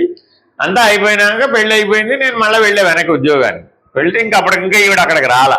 ఇక్కడ ఏదో ఉద్యోగం చేస్తాను, ఈ ఉద్యోగం నుంచి బయటకు వచ్చినాక వస్తాను, ఈవిడ అలా ఉన్నా. సరే, నేను వెళ్ళిన తర్వాత ఆయన ఒక ప్రశ్న అడిగాడు. మీ అమ్మగారికి మీ ఆవిడ గారికి పడుతుందంటావా? అత్తగారికి కోడల గారికి పడుతుందయ్యా అని అడిగారు. సహజమేగా ఈ ప్రశ్న. నేనేం చెప్పాలి నాకు అర్థం కాలేదు. ఎందుకని? ఇంకా ఇద్దరు కలిసి ఉన్నటువంటి జీవితంగా రాలా, ఇంకా కథ ఇంకా ఆవిడ రాలేదుగా, వస్తేగా తెలిసేది. ఇంకా ఆవిడ రాలేదండి, వచ్చినాక మరి కలుస్తుందో కలవదో అప్పుడు సంగతి అప్పుడు చూడాలి అన్న. ముందు తెలుసుకుని చేసుకుని ఉంటే బాగుండేది కదా. చూడండి, ముందెట్లా సాధ్యం అంటే ఇది సాధ్యం అవుతుందా? అందుకేనయ్యా పెళ్లి చూపులు పెట్టింది. అత్తగారు కోడలు గారు మాట్లాడుకోవాలి అక్కడ. పెళ్లి కూతురు పెళ్లి కొడుకు కాదు, మాట్లాడుకోవడానికి కాదు పెళ్లి చూపులు పెట్టింది మన వాళ్ళు. అత్తగారు వెళ్ళి కోడలు గారితో వ్యక్తిగతంగా మాట్లాడాలంట. అదిదే పెళ్లి చూపులు అంటే. శృతి కలుస్తుందా లేదా? పాట పాడేటప్పుడు పాట పాడేవాడికి వెనకాల శృతి, పక్కన వీణ వాయిద్యాలు వాయించేవాళ్ళు శృతి కలవాలా వద్దా? మరి అలా శృతి కలిసిందో లేదో చూసుకోవడమేనయ్యా పెళ్లి చూపులు అంటే. ఇంతకీ మీ పెళ్లికి పెళ్లి చూపులు ఉన్నాయా లేదా అన్న. మా పెళ్లికి పెళ్లి చూపులు లేవు స్వామి అన్న. ఇంకా సరిపోయింది. అయ్యో, మరి ఇంకే అప్పుడు మరి పెళ్లి చూపులే లేకపోతే తెలిసిన వాళ్లే కదా, అటు ఇటు తెలిసిన వాళ్లే కదా. మరి అత్తగారు కోడలు గారు కలిసి ఒకసారి మాట్లాడుకుంటే తెలిసేది కదా శృతి కలిసేదో లేదో. సరే, ఇంక ఇప్పుడు ఏం చేస్తాం? ఆల్రెడీ తాళి కట్టేసాం స్వామి, ఇంకా కలిసినా కలవకపోయినా చేసేది ఏమీ లేదు. అంతేనా కదా? ఉన్నదాన్ని శృతి చేయటమే, అంతేనా కదా? ఇప్పుడే 3:30 4:30 ఉందనుకోండి, అది 6:30 రమ్మంటే వస్తుందా? రాదు కదా. పోనీ 1:30కి తగ్గమంటే తగ్గుతుందా? కాబట్టి ఉన్న శృతితో చదువుకోవడమే స్వామి అన్న. నీకు శృతి కలిసింది ఇప్పుడు అన్నాడు. అర్థమేనంటే అర్థమేంటి? ఇప్పుడు నీ జ్ఞానం వచ్చింది ఇప్పుడు. అది కాబట్టి ఎప్పటికప్పుడు ఏం చేయాలి నువ్వు? ఇప్పుడు నీ లక్ష్యాన్ని నువ్వు మర్చిపోకూడదు. అవి ఎన్నెన్నో తేడాలు ఉండవచ్చు నీ చుట్టుపక్కల, అది నీకు సంబంధం లేదు. నీకేం సంబంధం? అది నీకు మోక్షం ప్రధానం, నీకు ఆత్మసాక్షాత్కార జ్ఞానం ప్రధానం. నీకు నీ ధ్యానం ధ్యాస దేని మీద పెట్టాలో దాని మీదే పెట్టాలి. అత్తగారికి తెలిసిందా లేదా, కోడల గారికి తెలిసిందా లేదా, మామగారికి తెలిసిందా లేదా, వాడు వీడి మాట విన్నాడా లేదా, వీడు వాడి మాట విన్నాడా, ఎందుకు నీకు వాళ్ళంతా? నువ్వు దేనికోసం పుట్టావు అది మర్చిపోమాక. ఆత్మ సాక్షాత్కార జ్ఞానం కోసమే పుట్టావు మానవుడుగా. లేకపోతే మిగిలిన 84 లక్షల జీవరాశులే సరిపోయాయి. ఎందుకని? ఆహార నిద్రాభయ మైథునములనే 4 కార్యక్రమాలు ఆ జీవులు కూడా చేస్తూనే ఉన్నాయి. అవి కూడా తింటూనే ఉన్నాయి, అవి కూడా పడుకుంటూనే ఉన్నాయి. వాటికి ప్రాణభయం ఉంది. అవి వంశోత్పత్తి, తర్వాత వాళ్ళని కంటూనే ఉన్నాయి, పిల్లల్ని పెంచుతూనే ఉన్నాయి. వాటికి సంసారం ఉంది అని ఉదాహరణ చెప్తారనమాట. నారద మహర్షి భూలోకంలో సంచరిస్తున్నారట. దిగ్గానే ఒక పందిగారు ప్రశాంతంగా బురదలో ఆవిడ సంసారాన్ని చేస్తుంది. పందిగారిని అడిగారు, ఏమండి పందిగారు, ఏమిటి ఈ వాతావరణం, ఏమిటి వ్యవహారం, ఏమిటి ఈ బురద, ఏమిటి ఆ పిల్లలు, ఏమిటి పడుకోవడం, ఏమిటి దొరలడం, ఏమిటి నీకేం తెలుసయ్యా దీంట్లో ఉన్న సుఖం? నువ్వు కూడా నాలాగా ఒకసారి పుడితే తెలుస్తుంది నీకు అని పండిగారు నారద మహర్షికి సమాధానం చెప్పి, వద్దు మహానుభావ, అంత అనుగ్రహాన్ని నా మీద చూపెట్టద్దు. నేను మళ్ళా నీలాగా పుట్టడం ఎందుకు స్వామి? బ్రహ్మజ్ఞానంతో నేనేనాడో బ్రహ్మర్షిగా జీవించి నేను ఇవన్నీ వద్దనుకుని విరమించుకున్నాను నాయన. మళ్ళా నువ్వు నన్ను అట్లా అనుగ్రహించమాక నాయన. నీ ప్రశాంతంగా నీ సంసారాన్ని నువ్వు చేసుకుని ఆయన అన్నాడు. కాబట్టి ఇప్పుడు పన్నిగారు నీకు విపరీతం అనిపించవచ్చేమో, ఆ వాతావరణం ఆ వ్యవహారం నీకు విపరీతం అని అనిపించవచ్చేమో, కానీ అనుభవిస్తున్న కర్త భోక్త అయినటువంటి జీవుడు అందులో ఉన్నాడే, వాడికి ఏమనిపించదు, అత్యంత సుఖంగా అవుతాడు. అర్థమైందా? కాబట్టి మన లేని సంసారం, లేని ప్రపంచం మనస్సు అనే ఒక్క లక్షణం చేత ఎంతో సుఖంగా అనిపిస్తుందట. అదేనండి. కాబట్టి ఆ మనసు అనే దాన్ని గనక ఆత్మస్వరూపంగా గనక మార్చేస్తే, ఆ మనసు అన్నదాన్ని గనక పరమాత్మ స్థితిలో గనక, దాని మూలభూతం ఏమిటి? పరమాత్మ కదా. ఎందుకని ఇంద్రియాణం మనస్యాస్మి భూతానాం అస్మి చేతన వెంటనే వేసేసాడండి ఆయన. అందుకనే ఆ చైతన్యమే నీ మనస్సు, వేరే ఇంకేం లేదు. పంచభూతాలందంతటా వ్యాపించిన ఏ చైతన్యం ఉందో ఆ చైతన్యమే నీలో మనస్సుగా ఉన్నది. కాబట్టి నీ మనస్సును ఎప్పుడు ఏం చేయాలి? పంచభూతాలందంతటా వ్యాపించిన చైతన్య స్థితిలో నిలిపి ఉంచు. అప్పుడు ఆత్మ సాక్షాత్కార జ్ఞానాన్ని పొందుతావు. ఏమండి, ఇలా చేయడానికి ఎంత టైం పడుతుంటారండి? ఇలా చేయడానికి ఎంత టైం పడుతుంటారు? రెప్పపాటే ఏముంది? సకల ప్రపంచాన్ని మరిచిపోయి, సకల సంసారాన్ని వదిలేసి, శరీర స్పృహను వదిలేస్తే అప్పుడు నీ మనసు ఏమైపోయింది? చైతన్యమే. అందుకని సమాధినిష్ఠుడికి సాక్షాత్కారం పొందడానికి ఎంత టైం పట్టింది? రెప్పపాటే అయిపోయింది. అంతటా ఉన్నది జ్ఞానమే, అంతటా ఉన్నది ప్రకాశమే, అంతటా ఉన్నది పరమాత్మే. సచ్చైతన్య జ్ఞాన ప్రకాశ ఆనంద లక్షణాలుగా ఉన్న ఆత్మస్వరూపం అంతటా ఉన్నది, పంచభూతాలంతటా ఉన్నది. అదే పరమాత్మ. ఎలాగయ్యా అదే పరమాత్మ ఎలా అవుతుందయ్యా అన్నా అంటే, ఏమయ్యా వస్త్రమందంతటా దూది వ్యాపించే ఉంది కదా, వస్త్రం ఎలా తయారైంది? దూదే. దూది ఎక్కడితో చూపెట్టాను? దూది లేకుండా దారం ఎక్కడి నుంచి వచ్చింది? దారం లేకుండా వస్త్రం ఎక్కడి నుంచి వచ్చింది? అర్థమైందా? ఇప్పుడు ప్రత్యేకంగా మళ్ళీ వస్త్రాన్ని దూదిగా తయారు చేస్తే కానీ నేను ఒప్పుకోను. అర్థమైందండి?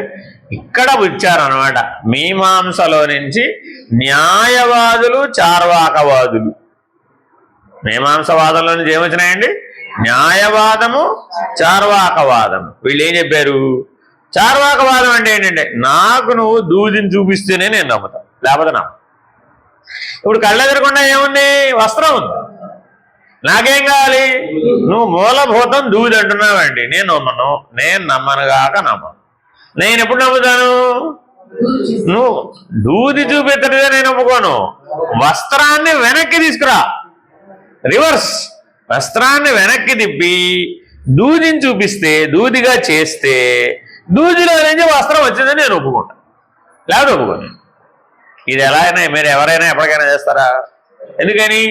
నాయన సూర్యుడి చుట్టూతా 9 గ్రహాలు తిరుగుతున్నాయి కాబట్టి సూర్యుడిలోంచి 9 గ్రహాలు వచ్చినాయిరా బాబు అని చెప్పాను. నేను ఎప్పుడు ఒప్పుకుంటానంటే, ఈ 9 గ్రహాలు సూర్యుడిలోకి వెళ్ళిపోయి మళ్ళా బయటకు వస్తే అప్పుడు నేను ఒప్పుకుంటాను. వీడు బ్రతికొండగా జరిగే పనేనా ఈ పని? మరి దీన్ని ఏమన్నారు? చార్వాకవాదం అన్నారు. దీన్ని ఇంకో మరో పేరు కూడా ఉంది. వైశేషిక న్యాయం అనేది కాణాద మహర్షి చెప్పాడు. వీళ్ళెవరు తక్కువ వాళ్ళు కాదండి, మా ఈ సిద్ధాంతాలు చెప్పిన వాళ్ళు ఎవరు చిన్నవాళ్ళు కాదు, మహర్షులు. అర్థమైందండి? ఈ వైశేషిక వాదాన్ని కాణాద మహర్షి అని ఆయన చెప్పాడు. అంటే కణం, ఇప్పుడు మనమేదో సెల్లు యాటమ్ వ్యవహారం చెప్తున్నామే, ఈ సెల్లు యాటమ్ ఏనాడు చెప్పాడు ఆయన? ఎప్పుడో భూముటకము చెప్పాడు. అప్పుడు ఇంకా మనకి ఈ యుగాల వ్యవహారంగా వేద విభజన జరగలేదు అప్పటికి. ఇంకా మొట్టమొదట చెప్పినవాడు వ్యాసుడి కంటే ముందున్నవాడు కాణాద మహర్షి. ఆయన చెప్పాడు, ఆయన ఈ సృష్టి అంతా కూడా ఆదిభూతమైనటువంటిది కణము, ఆదిభూతమైనటువంటిది యాటమ్. ఆ యాటమ్ లేకపోతే సృష్టి లేదు అని అక్కడ దాకా తీసుకెళ్ళిపోయాడు. ఇప్పుడు దాదాపు దగ్గరకు వచ్చేసినట్టేనా కాదా? యాటమ్ ఈజ్ ఈక్వల్ టు ఆత్మ అనేస్తున్నారు ఇవాళ, కానీ కాదు. అది atom is not equal to ఆత్మ. అలా కుదరదు. అలా ఈ యాజ్ ఇట్ ఈజ్గా చెప్పడానికి వీలు కాదు. ఎందుకని? చైతన్యానికి ఉపాధి లేదు.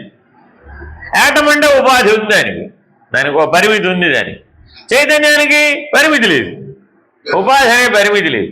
కాబట్టి యాటమ్ ఈజ్ ఈక్వల్ టు ఆత్మ అంటాం కుదరదు. ఊరికే కాజ్ అండ్ ఎఫెక్ట్ మోడల్లో చెప్పవచ్చేమో కానీ అది సత్య దూరం కాదు. కాబట్టి ఇట్లా మీమాంసక మతము పోయింది. మీమాంస అంటే ఇందాక చెప్పాక అదా ఇదా అదా ఇదా అదా ఇదా ఎప్పుడు మీమాంస అంతే గొడవ. రెండోది ఏమిటి ఇప్పుడు వైశేషికం అది చెప్పేశారు. ఇంకా రెండు చెప్పారు. అవేమిటవి? జైనము బౌద్ధము. జైనం వాళ్ళు ఏం చెప్పారంటే మనసే ఆత్మ. ఎలా చెప్పాడు? ఏమైనా ఆయన చెప్పాడు కదా, చైతన్యం పంచభూతాలలో వ్యాపించిన చైతన్యం నీలో ఎలా ఉంది? మనసేగా. కాబట్టి మనసే ఆత్మ. మనసన్నా చైతన్యం అన్నా ఆత్మ అన్నా ఒకటే అంతే. కానీ మరి మనసు అరిషడ్వర్గాల చేత బాధించబడుతుంది, షడూర్ముల చేత బాధించబడుతుంది, షడ్ వికారాల చేత బాధించబడుతుంది. 3 6 18 నిమిషాలు ఉన్నాయి దానికి గొడవలు. అవి ఉన్నాయి అరిషడ్వర్గాలంటే కామ క్రోధ లోభ మోహ మద మాత్సర్యాలు 6. వాళ్ళ తమ్ముళ్ళు 4. ఎవరు వాళ్ళు? రాగ ద్వేష దంభ దర్పములు. ఎవరండి 4 తమ్ముళ్ళు? 6 అన్నలు 4 తమ్ముళ్ళు. ఒకరు వస్తే చాలు 10 మంది వచ్చేస్తారు. అందరినీ పిలవక్కర్లా, ఒకరిని పిలిస్తే చాలు. ఎవరిని పిలిస్తే చాలు? కామాన్ని గాని క్రోధాన్ని గాని లోభాన్ని గాని. వీళ్ళు 3 పెద్దన్నదమ్ములు, పెద్దన్నలు అన్నమాట వీళ్ళు. ఈ 3 నరక ద్వారములు. ఈ 3 ఎవరో ఒకరు పిలిచారనుకోండి సోదర సమేతంగా వచ్చేస్తారు. 9 మంది సహా వచ్చేస్తారు. ఎవరు వాళ్ళు? కామ క్రోధ లోభ మోహ మద మాత్సర్య రాగ ద్వేష దర్ప దంభ. అర్థమైందండి? ఈ 10 మంది ఇప్పుడు మనసులో ఉన్నట్టేనా కాదా? మరి మనసు ఏమన్నా చిన్నగా కనబడుతుందా? బాగా పెద్దగా కనబడుతుంది. సంసారం పెద్దదే, అంతేనా కాదా? వీళ్ళు 10 కాదట, ఇంకెంతమంది ఉన్నారు? షడూర్ములు. నిన్న చెప్పా, జనన మరణాలు, ఆకలి దప్పికలు, శోకమోహాలు. ఈ 6 కూడా 6 కష్టాలు రా నాయన. పుట్టాడంటే వాడికి 6 కష్టాలు ఉండక తప్పదు. పుట్టిన ప్రతి వాడికి జనన మరణాలు ఉన్నాయా లేదా? ఉన్నాయి. ఆకలి దప్పికలు ఉన్నాయా లేదా? ఉన్నాయి. శోకమోహాలు ఉన్నాయా లేదా? శుభ్రంగా ఏడవడే వాడి ఉద్యోగం. ప్రసవ వేదన నుంచి మరణ వేదన దాకా వాడు చేసిన ఒకే ఒక పని ఏమిటయ్యా అంటే ఏడవడం, శోకం. ఎందుకని? అది కావాలి ఇది కావాలి. జీవితం అంతా ఒకటే సమస్య. ఏం కావాలి వాడికి? అది కావాలి ఇది కావాలి. అదే మోహం అంటే. మోక్షం ఏమీ వద్దు అనడం మోక్షం. అది కావాలి ఇది కావాలి అంటామేమో మోహం. ఏమీ వద్దంటాం మోక్షం. ఇప్పుడు మన జీవితం అది కావాలి ఇది కావాలి దగ్గర ఉందా? ఏమి వద్దన్న దగ్గరికి చేరుకున్నాడు. ఏమి వద్దనగలిగిన నాడు మోక్షమే. ఎందుకని? అది కావాలి ఇది కావాలి దగ్గర ఉన్నప్పుడు శోకమోహాల చేత బాధించబడుతుంటాం. షడూర్ములు 10 + 6 16. ఇంకా షడ్భావ వికారాలు. అవేమిటి?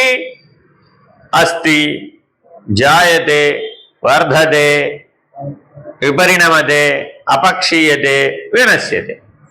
అంటే ఏమిటయ్యా? అస్థి తల్లి గర్భంలో ఉన్నాను, ఉండుట. వీరికి ఎక్కడ మొదలైంది? తల్లి గర్భంలో ప్రారంభమైంది. అస్థి. తర్వాత రెండో పని ఏమి చేశాడు? జాయతే, పుట్టాడు. పుట్టిన తర్వాత ఏమైనా నేనే పుట్టాను అనుకున్నాడు. నేను చెప్పా, నువ్వు పుట్టలేదురా బాబు, శరీరం పుట్టింది, నువ్వు పురుషుడివి. శరీరం కంటే ముందున్నావు నువ్వు. కాబట్టి ఆ పుట్టడం అనేది ఓ పని, అంతే. అంతే తప్ప నువ్వు పుట్టలేదురా బాబు, శరీరం పుట్టింది. రేపొద్దున పోతే శరీరమే పోతుంది, నువ్వు పోవు. ఈ సత్యం నీకు తెలిసి ఉండాలి. కానీ ఇప్పుడు ప్రతివాడు అలా ఉంటున్నాడా? లేదు, నేనే పుట్టానంటున్నాడు, నేనే పోయానంటున్నాడు. ఈ మధ్యలో 4 పనులు చేస్తున్నాడు. అస్థి, జాయతే, వర్ధతే. బాల్యం, యవ్వనం, కౌమారం, వృద్ధాప్యం. పెరగాల వద్దా? వర్ధతే. వృద్ధాప్యం వస్తే విపరిణమతే. మళ్ళా నడుము వంగిపోవాల్సిందే, మెడ వాలిపోవాల్సిందే, తల నెరవలసిందే, ఇంద్రియాలన్నీ బలహీన పడిపోవాల్సిందే, కూస్తుంటే లేవలేని పరిస్థితులు రావాల్సిందే. అంతేనా కదా? తర్వాత వినశ్యతే. ఎట్టా వచ్చిందో అట్టాగే పంచభూతాల్లోకి పోవాల్సిందే. వీటిని ఏమన్నారు? షడ్భావ వికారములు. మొత్తం ఎన్నేనండి? 16 6 22. అర్థమైందండి? 22 లక్షణాలు మనసు బాధిస్తున్నాయా లేదా? ఈ మనసుకి 22 బాధేనండి, అంతేనా కదా? సరే, బాల్యం, యవ్వనం, కౌమారం, వృద్ధాప్యం మనకి బాధాకరం. ఎందుకని?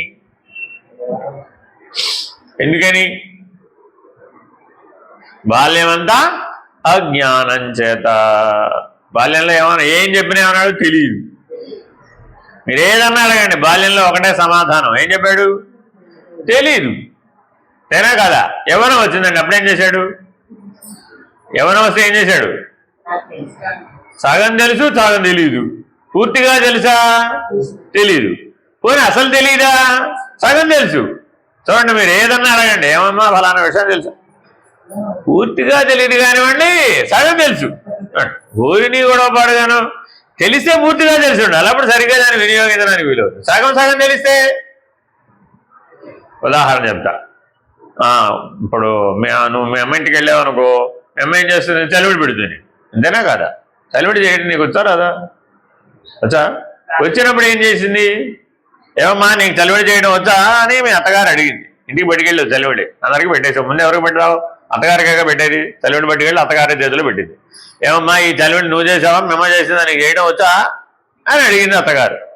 ఇవిడికి వచ్చానుకోండి, అప్పుడు ఏం చేసింది? బాగా వచ్చాడు, నాకు చాలాసార్లు చేశాను నేను, ఏం పర్వాలా మనకి నిన్న కూడా మా అమ్మ చేస్తానని నేనే చేసేసాను, నాకు బాగా వచ్చాను చాలా అలాగా. సరే అయితే ఓ పని చేయి, కొట్టుడు పిండి కావాలా మిషన్ పిండి కావాలా నీకు అని అడిగి. కొట్టుడు పిండి ఏమిటి, మిషన్ పిండి ఏమిటి? కొట్టుడు పిండ. ఆవిడ ఏం చేసింది? ఇప్పుడు ఎంత తెలివిగా అడిగిందో చూడండి. ఇప్పుడు వచ్చన్నారు కదా ఈవిడ, నీ కొట్టుడు పిండి కావాలా మిషన్ పిండి కావాలా అని అడిగింది. ఈవిడికి బియ్య పిండి తెలిసి కొట్టుడు పిండి ఏమిటి మిషన్ పిండి ఏమిటి? ఎవరైనా చలివిండి బియ్య పిండితో చేస్తారు కానీ ఈ కొట్టుడు పిండి ఏమిటా మిషన్ పిండి? మీరు చెప్పిన పిండిలు నా దగ్గర లేవండి, నా దగ్గర బియ్య పిండి ఒకటే ఉంది, నాకు చలివిడి బియ్య పిండితో చేస్తారని తెలుసాను. ఇప్పుడు ఇవిడికి తెలిసినట్ట తెలియనట? అర్థమైందండి? ఇట్లా జీవితంలో ఎన్నో అంశాలు. మీకు ఇది ఉదాహరణ ఎందుకు చెప్తా, నీకు భగవంతుడు తెలుసా తెలీదా? ఇదే పరిస్థితి. ఏమన్నా భగవంతుడు ఎలా ఉంటాడు, ఎక్కడ ఉంటాడు, ఏం చేస్తూ ఉంటాడు? భగవంతుడు నీకు తెలుసా తెలీదా? తెలుసండి. చిన్నప్పటి నుంచి ఎన్నిసార్లు గుడికి వెళ్ళేది. గుడికి వెళ్ళింది దేనికి? భగవంతుడి కోసం. మరి భగవంతుడి గురించి నీకేం తెలిసిందా? జ్ఞానం వచ్చిందా? ఆత్మ గురించి నీకేం తెలుసా తెలీదా? అది అంతే పరిస్థితి. పరమాత్మ గురించి ఏమైనా తెలుసా తెలీదా? అది అంతే పరిస్థితి. భగవద్గీత తెలుసా తెలీదా? తెలియదా అన్నదు ఏముంటుంది?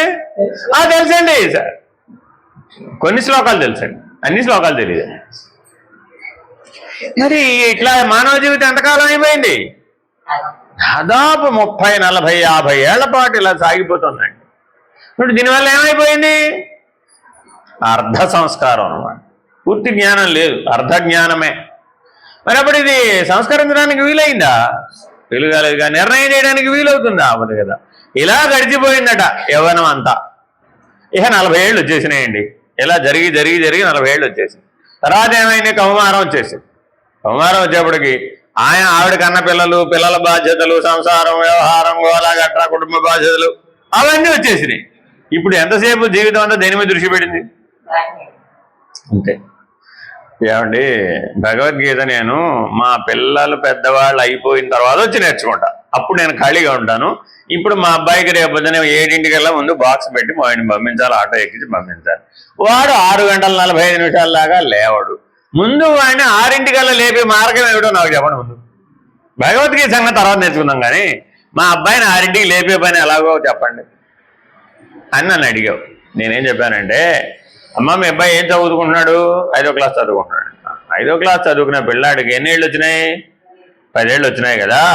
8 ఏళ్ళు దాటిన తర్వాత పిల్లల్ని మనం నిద్రలేపకూడదమ్మా, వాళ్ళందరూ వాళ్లే లేవాలి, అది సృష్టి ధర్మం. నువ్వు లేపుతున్నావంటే ఇంకా వికాసం పూర్తి కాలేదని అర్థం. ఓ పని చెయ్యి, రేపటి నుంచి లేపమాట. రేపటి నుంచి మీరు ఒకరు లేపకపోతే వాడు అసలు స్కూల్కి పోడు, వాడిని రోజంతా నేను భరించొద్దు. ఇలా వాడిని స్కూల్కి పంపిస్తే కనీసం సాయంత్రం దాకా వాడిని భరించే పని తప్పుతుంది నేను అనుకుంటే మీరు నన్ను మొదటికే మోసం వచ్చేట్టు చెప్తున్నారే. అది కాదమ్మా, వాడు 1 రోజు 2 రోజులు లేవకపోతే, లేటుగా వెళితే వాడికి ఆ దుఃఖ భారం తెలుస్తుంది కదా. మిగిలిన వాడు టైంకి రావడం, వాడు టైంకి రాకపోవడం, మాస్టర్ వాడిని శిక్షించడం, వాడిని దారిలో పెట్టడం, 10 మందిలో చులకనవ్వడం, 10 మందిలో ఆ సమస్యను అనుభవించడం, తద్వారా మానసికమైనటువంటి ఆ సర్దుబాటు ధోరణి రావడం, వాడు మరణాడు వాడందరూ వాడే లేవడం. ఇలా పరిణామం పూర్తి అవుతుందమ్మా. పరిణామం పూర్తి అయ్యేటట్లుగా మనం సహకరించాలే గాని ఏ రోజుకి ఆ రోజు మసిపూసి మారేడుకాయ చేస్తే ఎంత చేస్తే ఎంతకాలం చేస్తావు? ఇదంతా అయ్యే పని కాదు స్వామి. అంత ఓర్పు ఓపిక నాకు లేవు. ఏదో నా తిప్పలు నేను పడతాలని అయినా మిమ్మల్ని అడగడం నాది తప్పు. అని వెళ్ళి మళ్ళా పాత ధోరణిలోనే కుస్తీ పెట్టేసింది. ఏమైపోయింది ఇప్పుడు? ఇంకో 20 ఏళ్ళు గడిచిపోయింది. మళ్ళా 60 ఏళ్ళకి వచ్చింది. ఇప్పుడు 20 ఏళ్ళకి ఒకసారి వచ్చింది, అప్పుడు చెప్పే. 40 ఏళ్ళకి ఒకసారి వచ్చింది, అప్పుడు చెప్పే. మళ్ళీ ఇప్పుడు ఎప్పుడు వచ్చింది? 60 ఏళ్ళకి వస్తుంది. ఈ మధ్యలో రాదండి. ఎందుకని ప్రయోజనం లేదని అర్థమైపోయింది. ఆవిడకి కావాల్సిందే నేను చెప్తాను ఏమిటి, నేను చెప్పను కదా. సో 60 ఏళ్ళకి మళ్ళా వచ్చింది. మళ్ళీ ఈసారి ఏమంటే వచ్చింది?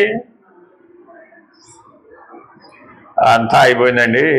ఏమిటో మీరు చెప్పినప్పుడు అప్పుడు నేర్చుకోలేకపోయానండి, ఇప్పుడన్నా నేర్చుకుందామని వచ్చానండి. కానీ మా అమ్మాయి వాళ్ళ అబ్బాయి అక్కడెక్కడో అమెరికాలో ఉన్నట్టండి, అర్జెంటుగా వెళ్ళాలంట, వాడిని పెంచాలంట, పోషించాలంట. ఆ మనవడు మనవరాళ్ళ పరిస్థితి నా దగ్గరకు వచ్చిందండి, పిల్లల్ని పెంచితే సరిపోలేదండి అని 60 ఏళ్ళకి మళ్ళా భగవద్గీత పుస్తకం పుచ్చుకుని పోయింది ఈసారి. అంతకుముందు కనీసం పట్టుకోలేదు. ఈసారి ఏం చేసింది? భగవద్గీత పట్టుకెళ్ళింది. సర్లే పోన్లే, చదువుకు వస్తుందేమో, నేర్చుకొస్తుందేమో అంటే మళ్ళీ 10 ఏళ్ళకి వచ్చింది. ఈసారి 20 ఏళ్ళకి కాదు, 10 ఏళ్ళకే వచ్చేసింది, తెలివి వచ్చేసింది. వస్తే అడిగా, ఏమమ్మా ఏమిటి పరిస్థితి, మళ్ళీ వచ్చావు కదా, ఏమైనా ఈసారైనా భగవద్గీత చదివావా, పూర్తి చేసావా, ఏమైనా తేలిందా, మోక్షమా, వ్యవహారమా ఏమైనా తేలిందా అంటే, ఎక్కడ స్వామి 10 ఏళ్ళు ఆ మనవాళ్ళు మనవరాళ్ళని పెద్దలంతోనే నా టైం అయిపోయింది, ఇప్పటి నుంచి చదువుతానండి, ఇంక వేరే ఏం పని పట్టదు. ఇలా ఎప్పటికప్పుడు మానవ జీవితం విలంబన, వాయిదాలు వేయటం అంతే. దీని వలన మనం ఆత్మ సాక్షాత్కార జ్ఞానాన్ని పొందలేకపోతున్నాం. దీనికి కారణం ఏమిటయ్యా అంటే భోక్త భోజ్యము అనే ద్వంద్వానుభవము. ఈ మొత్తాన్ని కలిపి 2 మాటల్లో ఇమిట్ చేసాడు. ఏమిటయ్యా? ఎవరి జీవితం అయ్యా ఇదంతా? నాదేనండి. ఎవరికయ్యా అనుభవం అంతా? నాకేనండి. అనుభవించేవాడు భోక్త, అనుభవించబడేది భోజ్యము. నాయన, భోజ్యం అంటే తినడం కాదు, నీ జీవితమే నీకు భోజ్యము. నీ జీవితాన్ని నువ్వు భోజనంలాగా భుజిస్తున్నావు. ప్రతిరోజు 24 గంటల సమయాన్ని భుజిస్తున్నావు. కాలాన్ని భుజిస్తున్నావు. నువ్వేదో ఆహారాన్ని తింటున్నావు అనుకుంటున్నావేమో. ఆహారాన్ని ఏంటల్లా నువ్వు ఏ రోజుకి ఆ రోజు ఆయువుని భుజించేస్తున్నావు. ఆయుర్దాయం తగ్గిపోతుంది అయ్యా బాబు. ఒక బర్త్డే వచ్చిందండి, బాగా ఆనందించాలంటావా, ఏడవాలంటావా? తత్వజ్ఞానం దృష్ట్యా అయితే ఆయుర్దాయం అయిపోతుంది, అంతేనా కదా? మరి ఇప్పుడు అందరూ ఏం చేస్తున్నారు? 70 ఏళ్ళకి, 80 ఏళ్ళకి, 90 ఏళ్ళకి నానా గంతులు వేస్తున్నాడు. ఏమిటయ్యా ఆయన గొడవ అంటే, బర్త్డే అండి, 90 ఏళ్ళకి బర్త్డే. ఏమిటి 90 ఏళ్ళకి బర్త్డే? అర్థం లేదు. 8 ఏళ్ళకి అనుకుంటే ఏమైనా ప్రయోజనం, కానీ 90 ఏళ్ళకి అనుకుని ఏమిటి ప్రయోజనం అంటాగా? ఇక చేసేది ఏమీ లేదని హాయిగా ఉన్నది ఆనందిస్తున్నాడు. కాబట్టి జీవితం అంతా ఎలా ఉండిపోయాడు? భోక్త భోజ్యము, కర్త కార్యము ఇత్యాది భేదజాతమంతయు జ్ఞానము లేకపోవటచే నానా విధములుగా కనిపిస్తుంది ఇదంతా. ఎందువల్ల? అజ్ఞానం చేత. జ్ఞానం లేకపోవడం. ఏ జ్ఞానం లేకపోవడం? ఆత్మ సాక్షాత్కార జ్ఞానం లేకపోవడం చేత ఇదంతా, ఇలాంటి జీవితం అంతా చాలా బాగున్నట్టు, చాలా సుఖంగా ఉన్నట్టు, చాలా అనుభవనీయమైనట్టు, అసలు దీనికోసమేనండి బాబు నేను పుట్టిందంతా అని ఆ పంది గారు సంసారం గురించి ఎలా అయితే చెప్పిందో, మనం కూడా ఈ మనోమయ సంసార రూపం అనే దాంట్లో ఆ మురిగుంటే ఏమిటి? మనస్సు. ఆ పిల్లలు అందులో పడుకోవడం, లేవడం అంతా మనసులోనేగా. కాబట్టి మనోమయ రూప సంసారంలో మనం మునిగి తేలుతూ ఉన్నాము. కాబట్టి ఇవన్నీ తొలగిపోవాలంటే మనం ఏం చేయాలి? సరైన గురువును ఆశ్రయించాలి, సరి అయినటువంటి శాస్త్రాన్ని శ్రవణం చేయాలి, సరి అయిన సల్లక్షణాలతో జీవించాలి. అప్పుడు మాత్రమే ఇది తొలగిపోతుంది. ఈ భ్రాంతి, నీ స్వరూపమైన పరబ్రహ్మమే నేను అనేటటువంటి నిర్ణయాన్ని పొందాలి. ఈ మిగిలిందంతా భ్రాంతిమయమని తొలగిపోవాలి. అప్పుడు స్వబోధ సిద్ధమవుతున్నది. నిరావరణ, నిర్వికార, నిరంజన, నిర్గుణ, నిరూప తత్వము గోచరించుతున్నది. ఏమిటండి అది? ఎన్ని లక్షణాలు? నిరావరణ, నిర్వికార, నిరంజన, నిర్గుణ, నిరూప. 5 లక్షణాలండి. తత్వము అంటే ఎన్ని లక్షణాలు ఉండాలి? 5. తత్వజ్ఞానం అంటుంటారా కదా. ఏమిటి తత్వజ్ఞానం అంటే? ఈ 5. ఏమిటి ఆత్మజ్ఞానం అంటే? నిరావరణ. ఎప్పుడు మనం ఒక ఆవరణకు లోబడి మాత్రమే ఆలోచిస్తాం, ఆవరణం తీసియే. తర్వాత నిర్వికార, ఇందాక షడ్వికారాలు చెప్పే, ఏదో ఒక వికారానికి లోబడి ఆలోచిస్తాం, అర్థమైందండి. తర్వాత నిరంజన, ఏదో ఒక విషయం ద్వారా ఆనందాన్ని పొందే ప్రయత్నాన్ని చేస్తుంటాం. నిర్విషయ స్థితిలో ఆనందాన్ని అనుభవించాలే కానీ సవిషయమైనటువంటి ఆనందాన్ని అనుభవించి ప్రయోజనం లేదు. తర్వాత నిర్గుణ, ఎప్పుడు ఏదో ఒక గుణంతో సంబంధపడిపోతాం అంతే. ఇవాళండి అమ్మవారికి పూజ చేస్తుంటే దర్శనం వచ్చిందండి, అట్లా ఇట్లా రాలేదండి బాబు, సాక్షాత్తు బాలా త్రిపుర సుందరే కనబడింది. అలాగా, దానివల్ల ఏమిటి జరిగింది నీకు? తత్వజ్ఞానం ఉన్నవాడి దగ్గరికి వెళ్ళి చెప్పాడండి ఈ మాట. అప్పుడు ఏమంటాడు? దానివల్ల ఏం జరిగింది ఇప్పుడు నీకు? ఏం మార్పు వచ్చింది? ఏం పరిణామం? అదేంటంటే అమ్మవారు కనపడితే ఏమి నాకు అర్థం కాదు, అంత తేలిగ్గా మాట్లాడతారేంటి మీరు? దానికోసం నేను ఎన్నేళ్ల నుంచి ఉపాసన చేస్తానో తెలుసా బాలా త్రిపుర సుందరి గురించి? సరేలేవయ్యా, దైవ దర్శనం భగవద్ దర్శనం కలిగింది, దాని వలన నీకే నిర్ణయం అయ్యింది. మరి ఇప్పుడు ఆ దర్శనం వల్ల ఏమిటంటో ప్రయోజనం? ఎందుకని? అది సగుణ సాకార దర్శనం, అది నిర్గుణ దర్శనం కాదు. అప్పుడేమైంది? సగుణ సాకారమైనది సవిషయం అయిపోతుంది, నిర్విషయం అవ్వదు, నిరంజనం అవ్వదు. సరే, నిర్గుణం కాలేదు, నిరంజనము కాలేదు, సాకారమైనది వికారం కూడా అవుతుంది, కాసేపట్లో తొలగిపోతుంది. ఇప్పుడు ఉందా నీకు ఆ దర్శనం అని అడిగా. ఇప్పుడు ఎందుకు ఉండదండి? అప్పుడు కనబడప్పుడు ఉందండి అంతే. ఇప్పుడు ఏమైనట్టు అప్పుడు? అంటే భగవంతుడు ఒకప్పుడే ఉన్నాడు, మరొకప్పుడు లేడా? ఆ భగవంతుడు ఎప్పుడు ఉన్నాడండి, మరి నీకెందుకు కనపడలేదు? ఒకసారి కనపడితే ఎప్పుడు కనపడాలి కదా. అలా ఎలా కనపడతారండి మీరు? మరీను ఎప్పుడో ఒకసారి కనపడతాడు కానీ 100 ఏళ్ల పాటు తపస్సు చేస్తే 1000 ఏళ్ల పాటు మహర్షులందరూ వాళ్ళ పైగా పోలి కూడా తెచ్చుకుంటాడు. మహర్షులందరూ వాళ్ళకే 1000 ఏళ్ళు తపస్సు చేస్తే కనపడండి. భగవంతుడు నాకు 1 సంవత్సరానికే కనపడ్డాడండి బాబు, ఎంత గొప్పవాడో నేను. అదేరా బాబు నీ తిప్పలో, ఆ గొప్పలోనే ఉంది తగాదా అంతా. అప్పుడేమైపోయింది? నిర్వికారం కాస్త వికారిత్వాన్ని పొందేసింది. అహంకారం అనే వికారం అందులో వచ్చి చేరిపోయింది. అహంకారం అనే ఆవరణ వచ్చేసింది, అజ్ఞానం అనే ఆవరణ వచ్చేసింది, అవిద్య అనే ఆవరణ వచ్చేసింది. చూడండి, నిరావరణంగా ఉండాల్సింది ఆవరణ సహితంగా ఉన్నాడు, నిర్వికారంగా ఉండవలసింది అహంకార సహితంగా ఉన్నాడు, నిరంజనంగా ఉండవలసిన వాడు కాస్త సగుణ సాకార సవిషయం అయిపోయాడు, నిర్గుణం కాస్త పోయి. ఈ 4 లక్షణాలు పోయిన తర్వాత నీకు రూపం లేదంటే ఒప్పుకుంటావు. నీకు రూపం లేదురా బాబు, ఈ రూపం నువ్వు కాదు, అసలు నీకు రూపమే లేదు, నీ రూపమే నీ తత్వము. కాబట్టి ఈ 5 లక్షణాలే తత్వజ్ఞానం, ఆత్మజ్ఞానం. అంటే ఎప్పుడూ నిరావరణమే, ఎప్పుడూ నిర్వికారమే, ఎప్పుడూ నిరంజనమే, ఎప్పుడూ నిర్గుణమే, ఎప్పుడూ నిరూపమే. కాబట్టి చాలా జాగ్రత్తగా ఈ ఆత్మ సాక్షాత్కార జ్ఞానాన్ని పొందాలి. అది కేవలము అక్షర పురుషుడుగా నిలకడ చెందిన వాళ్లకు మాత్రమే సాధ్యం. మధ్యలో క్షర పురుషుడిగా కిందకు వచ్చేసి, సంసారంలోకి వచ్చేసి, ప్రపంచంలోకి వచ్చేసి, శరీరంలోకి వచ్చేసి, ఇంద్రియాల్లోకి వచ్చేసి, విషయాల్లోకి వచ్చేసి, అనుభవాల్లోకి వచ్చేసి ఎన్ని మెట్లు దిగేసావు చూడండి. ఎక్కడున్నాడు ఈశ్వరుడు? అక్షర పురుషుడు, మాయాతీతుడు, ప్రపంచాతీతుడు, బ్రహ్మాండానికి అధిష్టానం, సర్వసాక్షి, సర్వజ్ఞుడు, సర్వకర్త, సర్వహర్త, సర్వభర్త, అన్ని లక్షణాలు ఆ పైన ఉన్నాయి. అక్కడ ఉన్నవాడు ఎక్కడికి వచ్చేసాడు? క్షరపురుషుడు. క్షరపురుషుడి నుంచి మనస్సు నేను, మనసు నేను అనగా ఇందాక ఎన్ని చెప్పే 24 నీ సంసారం. ఏమిటవి? కామక్రోధ లోభమోహ మదమాత్సర్య ఈర్ష్య, అదేమిటి? రాగ ద్వేష దంభ దర్పములు, ఇంకా షడ్భావ వికారాలు, షడూర్ములు, ఇలా ఒక్కొక్కటి పెరిగిపోయినాయి. పెరిగిపోయేటప్పటికి మరి ఇప్పుడు మనసే ఆత్మ అనవచ్చా?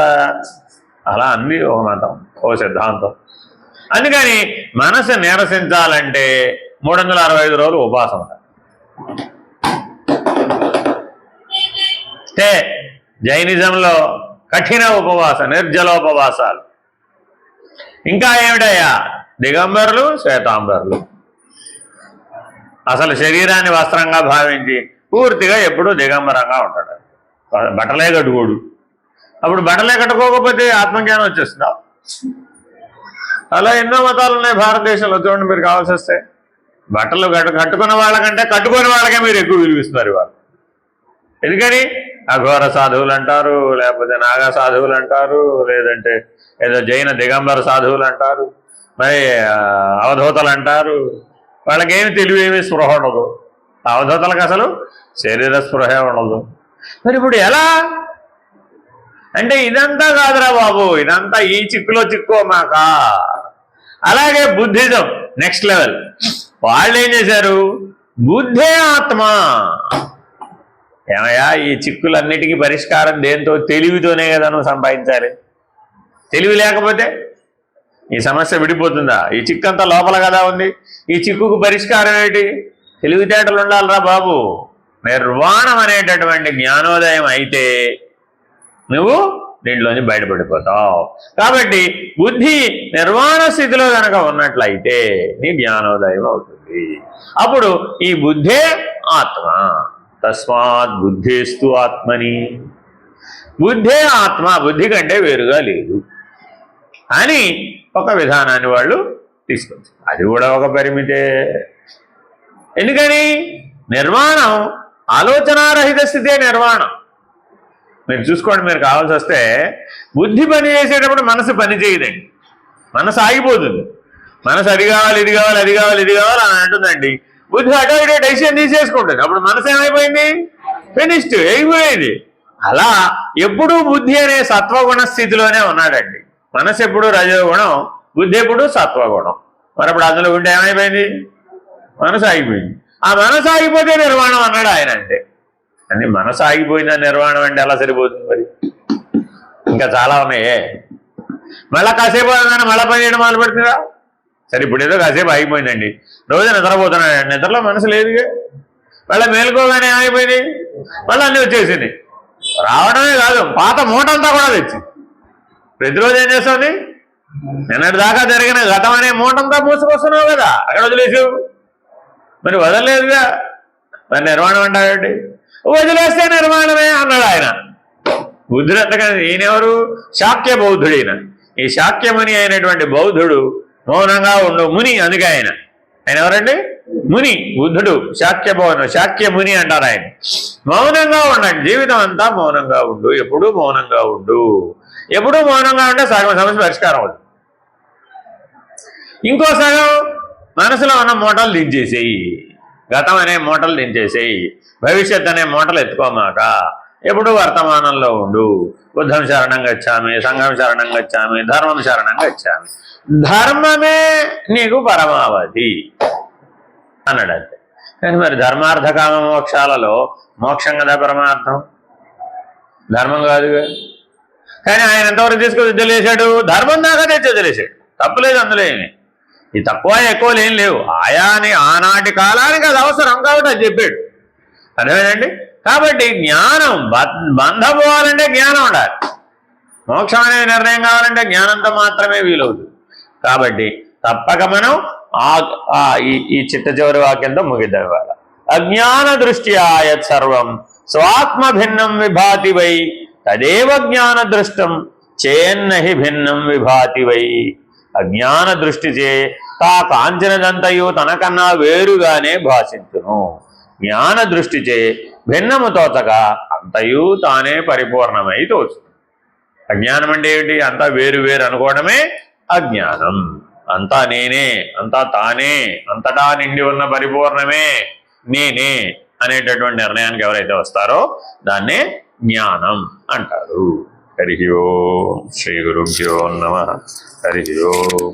పూర్ణమద పూర్ణమిదం పూర్ణాత్ పూర్ణముదచ్యతే పూర్ణస్య పూర్ణమాదాయ పూర్ణమేవావశిష్యతే.